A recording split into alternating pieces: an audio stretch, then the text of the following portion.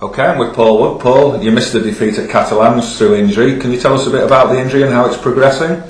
Yeah, unfortunately against Wigan, I just had a slight tear after the game in my quad, and it was just diagnosed by the physio. It'll take 10 to 12 days to fully repair, so unfortunately I couldn't make the Catalans trip, and didn't play. I didn't even go over and watch the game. Tony only took 19 fit players with him, so yeah, unfortunate, but hopefully she'll be back for Saints.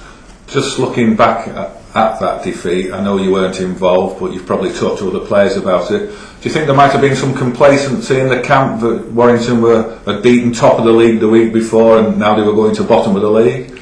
Well, it's hard for me to say because obviously I didn't see the preparations or anything through the week, because obviously the lads flew out there on Thursday. So whether there was, I don't think there was. Speaking to the lads, I think there was a bit flat looking at the edits that I've seen of the game, but I don't think there was complacent. I think probably the Wigan game did take a lot out of us, and travelling over to France takes a bit out of you, and then settle into your surroundings in the hotel and stuff. So everything had a bit of a factor into it, but I put that game to bed and then concentrate on St Helens this week. So the actual win against Wigan took a lot of energy out of the tank, did it?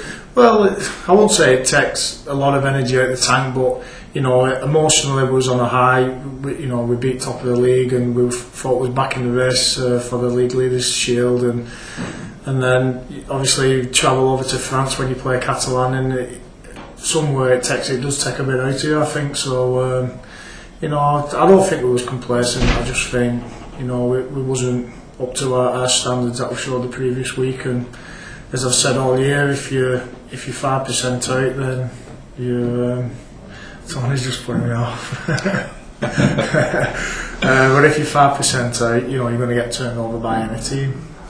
Well, talking of any team, St Helens, I mean, everyone talks about the St Helens who do, how Warrington just have never seemed to be able to beat them. We've been so near but so far over the years. The odd drop goal here or there. We talk about psychology. It must be a big factor in this game going into it. The Warrington players know that this is really a must-win game, isn't it? Yeah, I suppose it is in a way. I mean, it's going to be nice to one day beat St Helens, but honestly, as players, that it's more of a fans thing. All this, St Helens voodoo, and we don't think about, we haven't beaten for how many years? Is it 9 years now? As but you're counting. Well, I only know that because I played in the last time we beat St Helens, so that's why I know. But as players, you honestly you don't think about that you've not beaten for how many previous games. We just go out there and play to win, and we've said it for many years now. But one day, we'll beat St Helens, and who's to say it's not going to be this Saturday, and hopefully it will. But I mean, it is important because not only do you need to get the monkey off the back, you're probably going to face them again in the playoffs or even possibly at Wembley. Yeah, it would be. To beat St Helens on Saturday, it'll be good for us because it put us in a good position for the league table. And then I suppose, like I say, if we play them again throughout the season, then we always know we're capable of beating them. But we won't put our season to bed if we lose against St Helens and think, oh well, we can't beat St Helens and we're not going to do much. We're not going to win anything this year. We'll just go out there, take every game at a time, and not look too far past this Saturday, really.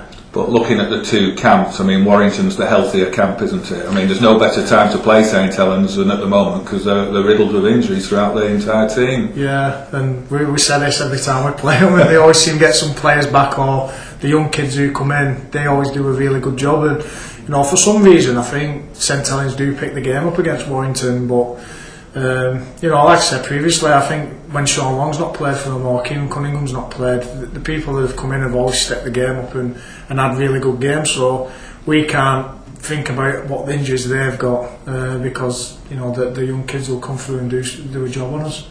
When you played Wigan the other week, it was a very big game for you as a Wiganer, going back there and getting one over them. As a Wiganer, surely again the St Helens match is another big one for you. Yeah, it is. but being a Wigan lad, then the rivalry between Wigan and Saints is massive. But I think at the minute, the Saints Warrington rivalry is just as big. It's a massive derby for us. The Wigan Saints clashes are really big games for us, and I'm expecting a packed out Adderall Jones Stadium this week. I'll be surprised if it's not, even though it's on TV. So it should be a good build up to the game, and hopefully we can put a good game of rugby on for the fans. And away from the action, how's the testimonial season going? Yeah, it's busy. It's a lot of hard work, but it's worth it in the end. I've had some good events so far. Had some good ladies' nights, and had a lot of good feedback from them. They've been good, and got a fans forum coming up on the 17th of August. That's at Rylands Rugby League Club, and I'm hoping it's going to be a good family event. That it's a good chance for the young kids to come and ask some of the players some questions. Ask them about how they made it into professional rugby league. So if there's any up and coming Warrington players out there who want to ask questions and get that edge on the rival players, then come along. It's a good opportunity for you to ask questions. And will you be answering questions as well?